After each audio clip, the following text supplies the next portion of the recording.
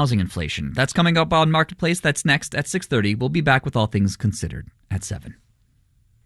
Support for WNYC comes from Georgetown University School of Foreign Service. For more than a century, SFS has worked to prepare students to maximize their impact as global leaders. sfs.georgetown.edu. If you believe democracy requires a free press, your station is WNYC, 93.9 FM and AM 820, NPR News and the New York Conversation.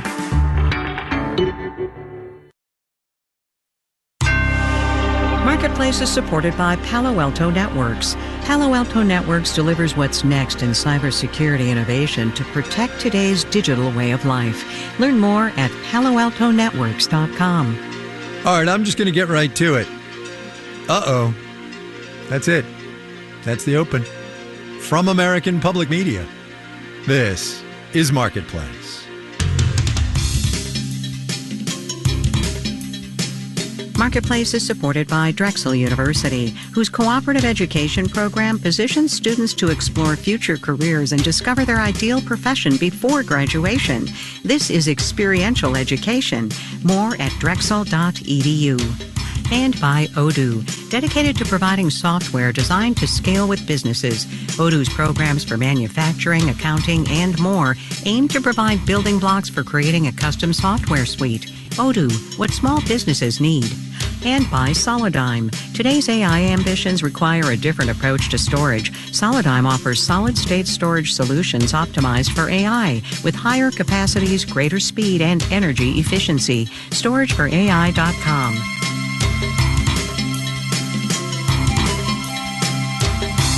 In Los Angeles, I'm Kai Ryssdal. It is Wednesday today, the 12th of February. Good as always to have you along, everybody.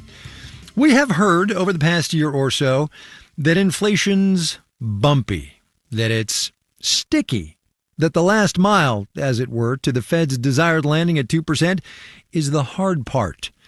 Inflation is, in fact, turning out to be all of those things and maybe a little bit more, too.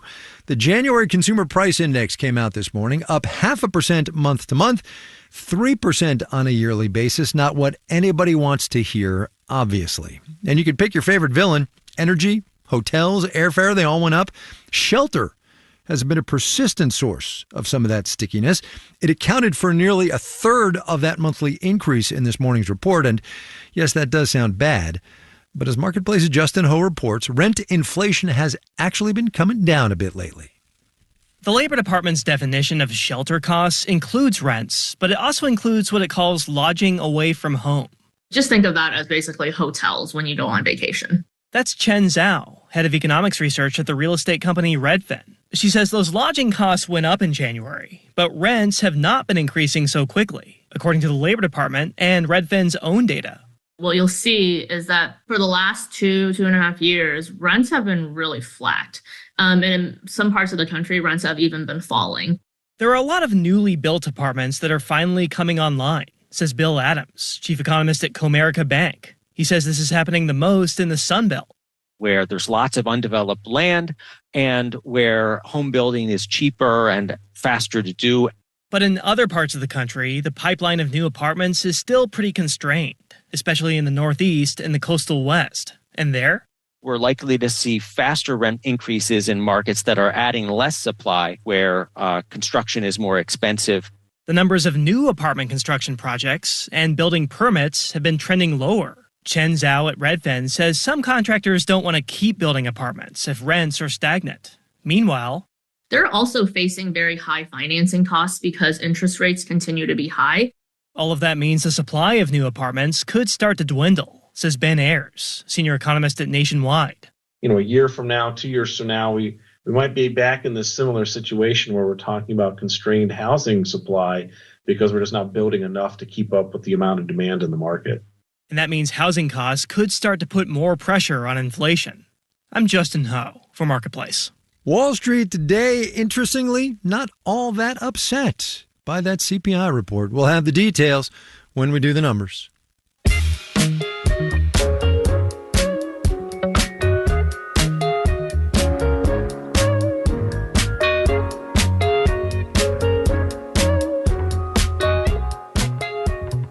It is one short month from today, March the 12th, that the Trump administration's 25% steel and aluminum tariffs hit. As the president said when he signed the orders on Monday, it's a big deal. What's also a big deal are the additional 10% tariffs the Trump administration has imposed on all Chinese imports, and the threats of 25% tariffs on Canada and Mexico and Colombia, and various retaliatory tariffs threatened by our allies in response. In short, it has been a month in global trade. Sarita Jackson is the president and CEO of the Global Research Institute of International Trade. That is a trade consultancy. Sarita, welcome to the program. Thank you so much. I'm so glad to be a part of the program. Explain to me, would you, the life of a trade consultant here in February 2025? Wow. Well, the best explanation I could say is just kind of being in the middle of a storm, if you will, just really staying on top of what those changes are on a regular basis. I would say 24 hours. Sometimes it's less than 24 hours. A woman's got to sleep, right? But look, other than what the heck is going on, what are like the top three things that people are asking you? Well, the main thing is, what does this mean for my product in a particular market? For example, some of my clients are one of the clients, and actually we're scheduled to talk again soon. Toward the end of last year, I had worked with her. I said, hey, why don't you consider having your product or part of it manufactured in Mexico as opposed to China? Because we've had these tariffs going on, and then we're hearing about more tariffs. So why don't you just shift to Mexico, because we have the U.S.-Mexico-Canada agreement?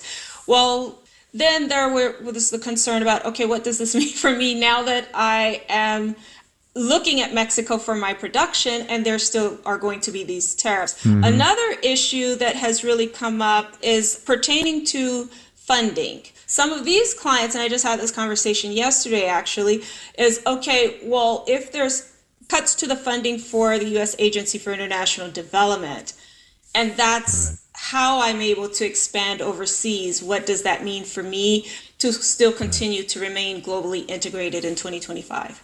Do you have many or any companies saying that because of the present tariffs and whatever tariffs may come, that they are going to reshore their production and bring it back to the United States?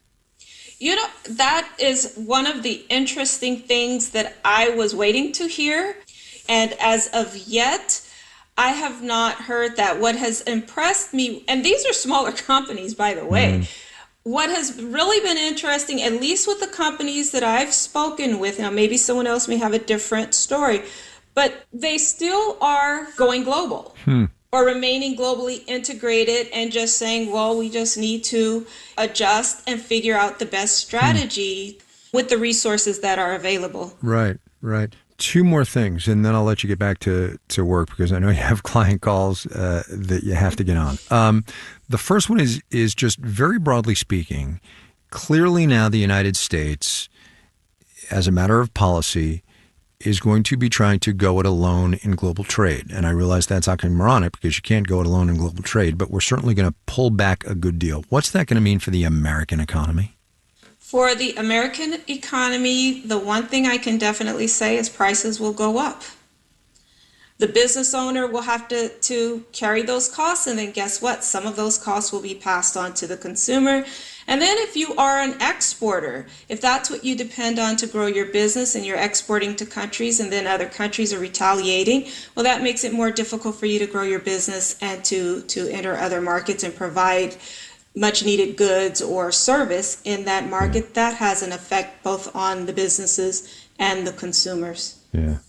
And then finally, acknowledging that it took decades to build a system of international trade that we have had up until recently, and also granted that there were deep flaws with it, and it did some level of damage, but, rising tide, all boats.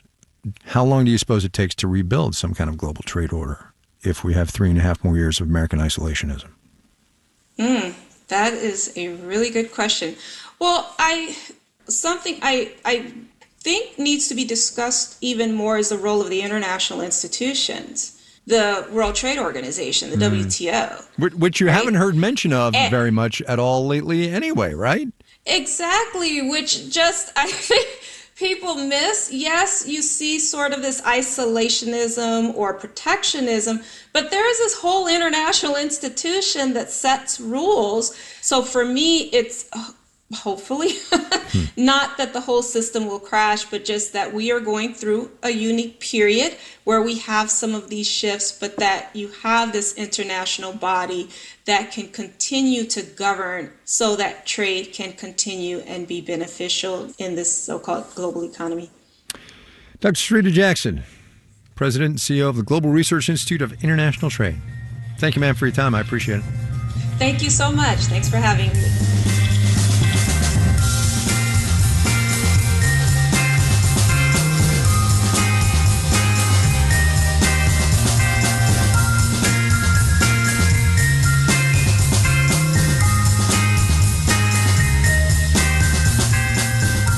The digital payment network Zelle said today it serviced a cool $1 trillion in payments last year. What the company claims is the highest volume for a peer-to-peer payment app ever.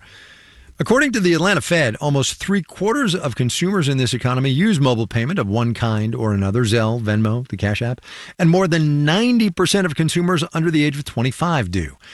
As Marketplace's Megan McCarty-Carino reports, what started out as a convenient way to pay your friends back for dinner is becoming an ever bigger part of transactions all across the economy. They're called peer-to-peer payment apps, but often these days they're being used peer-to-landlord. This is too convenient. I don't understand why people bother with paper checks anymore. Ziana Bunch rents out a couple rooms in her house in Morgan Hill, California. Several years ago, at the suggestion of a tenant, she started accepting rent payments through Zelle, and she never looked back. Even if they're out of town, they just hit the app and send me the rent, and you get a little ka-ching noise on your phone. Zelle General Manager Denise Lienhard says the network moved almost $2 million a minute last year. That's a lot of ka-chings. We are now partnering with over 2,200 banks across the network. And this is enabling their customers to come on and be able to basically go through their daily tasks and be able to pay people that they know and trust. So landlords and babysitters, farmers market vendors, hairstylists, music teachers. But as the dollar amounts grow, so do concerns about mistakes and fraud, says Lisa Gill at Consumer Reports. There's a lot of onus on the individual to sort out a problem. The quick, irreversible nature of these apps make it easier to send money to the wrong person or fall prey to scammers, says Gill. And there's little federal oversight. They are not a bank. Last year, the Federal Consumer Financial Protection Bureau extended the agency's oversight to include payment apps, and it sued several large banks for failing to protect Zelle users from fraud. Zelle called the suit meritless, saying they provide multiple backstops to avoid mistakes and scams. I'm Megan McCarty-Carino for Marketplace.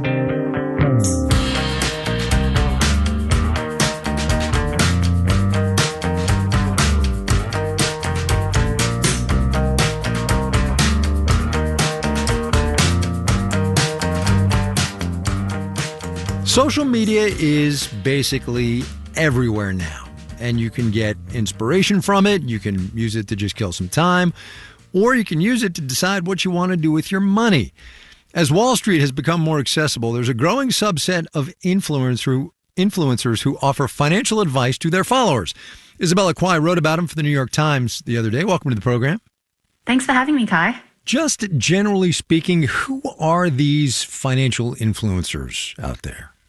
So financial influencers can be really anyone who is online and sharing information about investing or personal finance, or it could be something from a celebrity who has a big profile and is partnering or working with, financial services or products. And I think that is something that is really interesting about financial influencers or finfluencers, as we... I'm sorry, finfluencers? Is that what we're calling them? Okay, all right.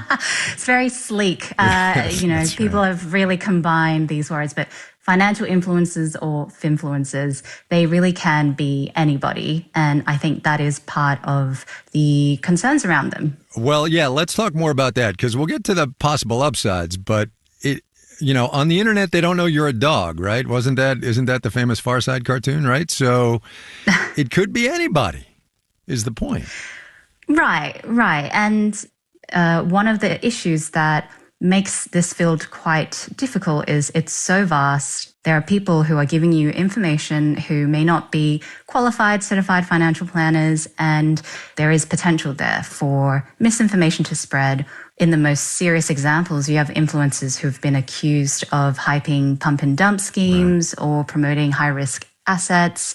And it can be really hard for your everyday person or your everyday investor to look at all these different influencers online and work out what is going to be handy information for them and what is potentially dangerous information. Right. So let's get the caveat in here that if you're going to follow a finfluencer, I can't believe I just said that, you have to do some due diligence and find out who they are. But part of the reason they're so popular is because they're accessible, right? They probably cater to underserved groups, people who might have been shut out of, this sort of wealth industry, as it were, right? I mean, there's lots of things that are appealing. Absolutely. And what some financial influencers are good at is putting it in everyday terms that people can understand. And there are influencers out there who I spoke to as part of the story who, are certified financial planners themselves or certified financial advisors. And they do share information that helps people become more literate when it comes to their finances. But, whether they are qualified to do that, experts have recommended you really should be thinking about this. Yeah, absolutely. Given that social media is, generally speaking, a vast, unregulated wasteland, I imagine there aren't too many regulations protecting people from acting on this bad advice, right? If you act on questionable advice from a finfluencer, you're kind of on your own. Right. Well, not entirely, but one thing that, is interesting to explore is, well, what's the responsibility here? And, in the US, the SEC, for example, has pursued some high-profile celebrities for not being honest about whether they were paid to promote an asset or not. But ultimately, one big challenge in this is jurisdiction. People can be following advice from someone in the US while they're, sitting like myself in London. And they, the question being, would this fall under UK jurisdiction? Right. And that makes it difficult for regulators to pursue some people who are perhaps spreading misinformation.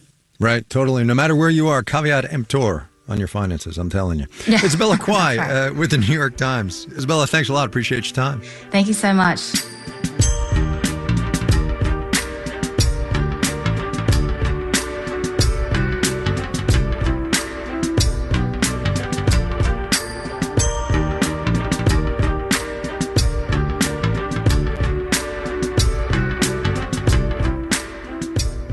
Coming up, we had to cut our evening short as the band was screaming profanities. Let's have some control here, people. First, though, let's do the numbers. Dow Industrials down 225 points today, 0.5%, 44,368. The NASDAQ ticked up 6 points. That's less than a 10%, 19,649. The S&P 500 slipped 16 points, about 0.3%, 6,051. DoorDash posted first quarter results that beat expectations. Company said it expects demand for food delivery services to increase as it adds more grocery stores to the business. Shares up 4% today. Chevron announced it's going to lay off up to 20% of its workforce. It's a cost-cutting measure. The oil company says it needs to reduce between $2 and $3 billion in costs by the end of 2026. Chevron off 1.6%. You're listening to Marketplace. Marketplace is supported by Dana-Farber Cancer Institute, whose scientists played a substantial role in developing more than half the cancer drugs approved by the FDA. Learn more about Dana-Farber's momentum of discovery at danafarber.org/everywhere. Data from 2018 to 2022. And by Rubrik. From data centers to the cloud, Rubrik is dedicated to helping businesses become cyber resilient before, during, and after a breach. Secure your data, minimize downtime, get back to business fast. More at Rubrik.com. And by Viking, committed to exploring the world in comfort, offering a small ship experience with a shore excursion included in every port and onboard cultural enrichment. Discover more at Viking.com. WNYC is supported by Universal Pictures presenting DreamWorks Animation's The Wild Robot, written and directed by Chris Sanders with an original score by Chris Bowers. Awards eligible, now playing in theaters and available to watch at home on Peacock. Governor Phil Murphy told a group of progressive activists he wanted to protect an immigrant he knows in New Jersey. And we said, you know what, let's have her live at our house above our garage. And good luck to the feds coming in to try to get her. Instead of showing he would stand up to President Trump, the whole episode backfired. I'm Nancy Solomon. We'll talk about that and actual measures the state is taking on the next Ask Governor Murphy. Tomorrow night at 7 on WNYC. You're listening to Marketplace on WNYC. In the 7 o'clock hour of All Things Considered, inflation remained stubbornly high in January as grocery, gasoline, and shelter costs all rose. Elevated inflation means the Fed will likely take its time in lowering interest rates. That and more at 7. This is Marketplace. I'm Kai Ryssdal. Crude oil drooped today. Both benchmarks, Brent North Sea and West Texas, off about 2.5%, low 70s dollars per barrel for each of them. I mention that because one of the stalwarts of big oil is rethinking things. BP, once upon a time British Petroleum, says it's going to start a, quote, fundamental reset of its business strategy later this month. Profits were off more than a third in 2024. And while one might think that reset would involve renewables, not so. And BP has company. Shell and the Norwegian producer Equinor are doing just about the same thing. Marketplace's Samantha Fields has more. Just 5 years ago, oil companies were announcing big investments in renewable energy projects and setting climate goals. Oil and gas companies are trying to make money, and they have been following the political winds. Severin Borenstein at UC Berkeley's Haas School of Business says a few years ago, those political winds were pretty clearly blowing towards having more emphasis on renewables and potentially restrictions on oil drilling. That's changed. In Washington, the Trump administration is now encouraging more oil and gas drilling and rolling back clean energy incentives. Christopher Knittel at MIT says that's changed the calculus. These companies are publicly traded companies that have a fiduciary responsibility to maximize shareholder wealth, and the profitability of oil and natural gas is increasing. And not just because of shifting political winds. Natural gas prices in Europe are still high since the Russian invasion of Ukraine. And oil prices have stayed pretty high too, he says. So these companies can make good money doing what they're good at. Getting oil and natural gas out of the ground. That's what they've done for the last century. Whenever you pivot to an alternative product, there's a learning curve. You may lose some of your comparative advantage that you enjoy with the old product. That's why Hugh Daigle at UT Austin says policy and public investment matter. When you look at the history of any kind of emerging technology that has gotten a lot of initial government support early on, it takes a long time for it eventually to become profitable. And until it does, for-profit companies don't have much incentive to invest on their own. I'm Samantha Fields for Marketplace.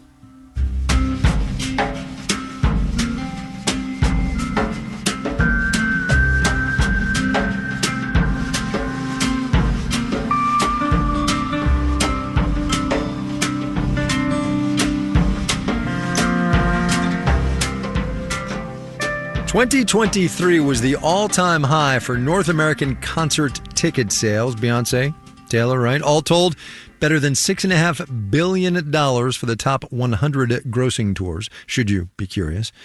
2024 was good, too, and that's one reason that concert promoters are looking to grow the market, expanding into parts of the country that are typically underserved by the big tours. Think mid-sized American cities. There's a company in Colorado trying to meet that rising demand, and their product is the venue. Colorado Public Radio's Dan Boyce has more. For a long time in Colorado, To see a big epic concert, you had to go to Denver, maybe to Red Rocks, an outdoor amphitheater surrounded by sandstone cliffs.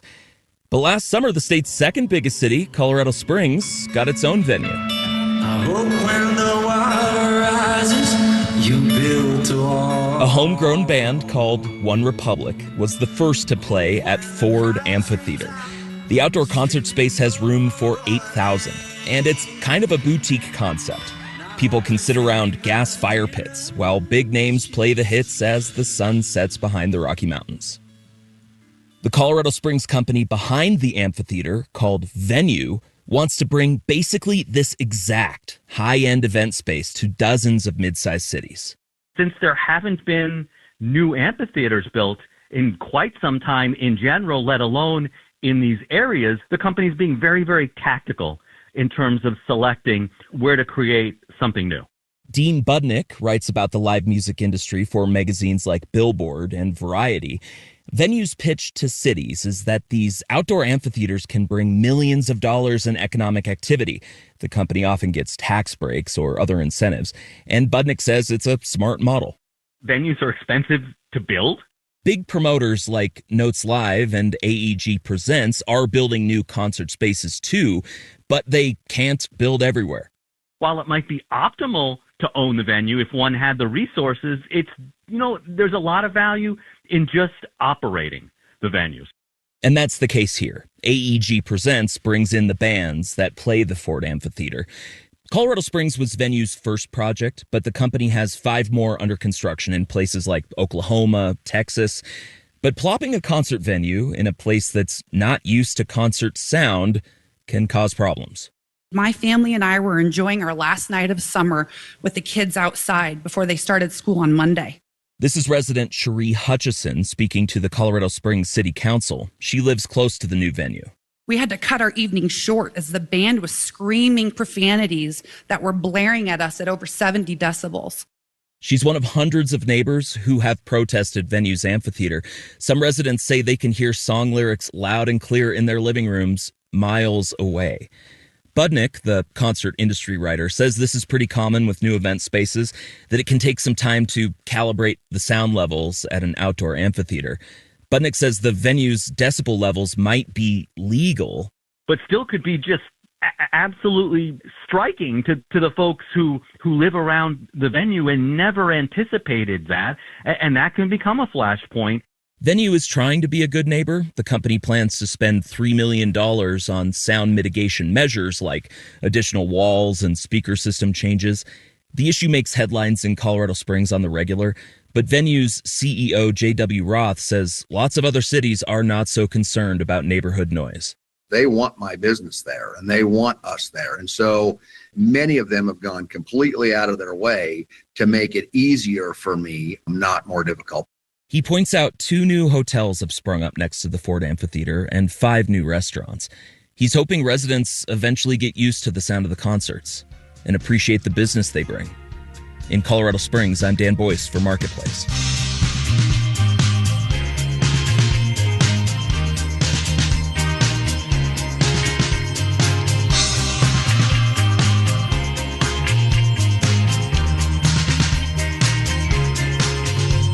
Marketplace is supported by Amazon Business, aiming to help save time by offering smart business buying solutions so there's more time to focus on growing the business and less time doing the admin.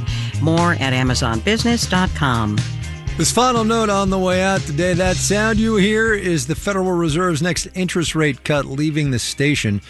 The central bank was already all but saying it is not looking to cut rates real soon. Today's inflation report pretty much sealed that deal. Chair Powell wrapped up his 2 days on Capitol Hill today. The relevant quote from the morning's hearing goes like this: "We want to keep policy restrictive for now," Powell said.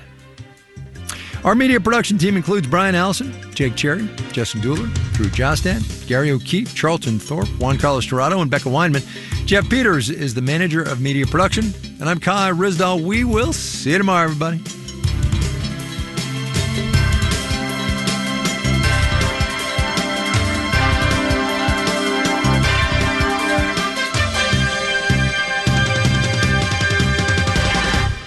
This is APM. WNYC support comes from Job Today, the hiring app built for urgent hiring needs